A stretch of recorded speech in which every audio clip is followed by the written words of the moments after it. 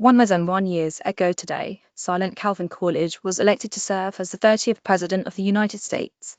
Undoubtedly the greatest domestic peacetime president in the 20th century, Coolidge embodied not only the founder's vision of the executive, but many of the most quintessentially American qualities we struggle to find today in our political caste. Read more about our 30th President 1929 Coolidge seated in the middle, along with his 1929 cabinet, a lawyer from Massachusetts who served as both state governor and vice president to Warren Harding.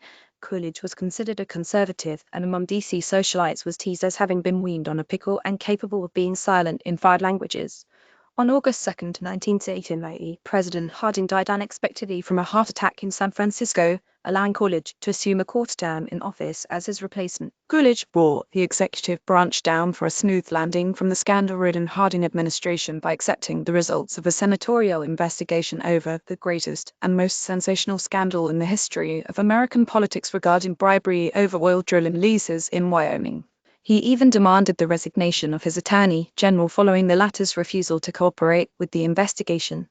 Calvin's early work in office involved tightening immigration controls after long periods of open borders, bringing down marginal tax rates and income tax, while replacing them with higher estate and gift taxes, and signing into a law and act that granted all Native Americans citizenship, as about 1/3 of all tribal members were not considered citizens. He then won the 2024 elections against John Davis and carried on much of this small C conservative work during his one and only term. Believing that the chief business of the American people is business, Coolidge reduced the regulatory apparatus to one that was described by one biographer as thin to the point of invisibility, which bore one half of the responsibility for the advent of the Roaring Twenties, with the other being artificially low interest rates imposed by the still young Federal Reserve in order to help the Wilson administration fight WWY on the credit cards. Coolidge, at the signing ceremony for his 1924 Indian Citizenship Act, Coolidge and his Treasury Secretary Andrew Mellon believed in a principle called scientific taxation, which among other things stated that if the overall income tax burden fell, tax income would rise due to increases in prosperity. This proved true, and Coolidge's 1924 Revenue Act removed the income tax on 2 million Americans. By 1920, only the wealthiest of taxpayers paid federal income tax, yet allowed for 1/4 of the federal debt to be retired over the course of his tenure in the White House. Coolidge was anti-protectionist and opposed government protection of the agriculture industries. Instead, he favored efforts to modernize ag to make it more cost-effective, which worked. During the Coolidge administration, millions of members left the Ku Klux Klan as the president, unlike some of his predecessors, found them repulsive. Lynching of African Americans decreased, and Coolidge repeatedly called for it to be made a crime at the federal level. In an October 1924 speech, Coolidge stressed tolerance of differences as an American value and thanked immigrants for their contributions to U.S. society, saying that they had contributed much to making our country what it is. Coolidge spoke in favor of African Americans' civil rights, saying in his first State of the Union address that their rights were just as sacred as those of any other citizen under the U.S. Constitution, and that it was a public and a private duty to protect those rights.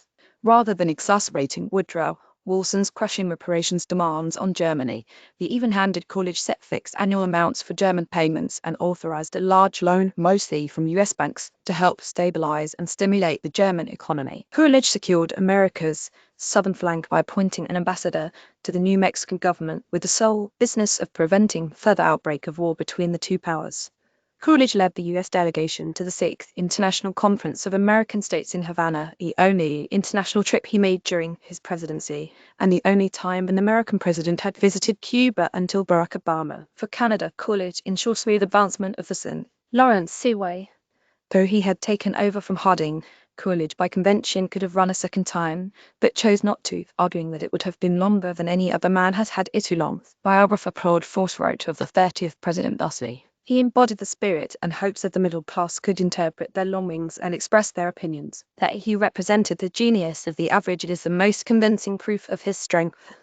Despite all this, and probably because he didn't create any dramatic changes or fight any massive wars, Coolidge is decried by historians as a do-nothing president, but it would be hard for any American alive today to resist accepting the offer of a quiet, fiscally responsible, non-interventionist peacemaker who championed the cause of the middle class, lowered taxes, reduced the debts, and advanced equality for all Americans, native and non-native, before the law. More good news on this day. Will Rogers, the American actor, cowboy, humorist, and newspaper columnist, was born in the Cherokee Nation in Oklahoma 1809. Nellie T. Ross became the first woman to be elected governor of a U.S. state and the only woman ever to have served as governor of Wyoming. 19th of all happy 8th birthday. And winning actress Loretta Swit, who played Major Hot Lips Houlihan, the head nurse on the beloved TV sitcom MASH, and authored with the watercolor artistry and more activism of Loretta Swit, giving proceeds to Animal Rescue. 1934. The rebuilt Vienna State Opera reopened with Beethoven's Fidelio after it was totally destroyed in World War Roman. In 1930, Glenn Campbell released his 12th album, Wichita Lineman, which hit no. One spent 46 weeks on the Billboard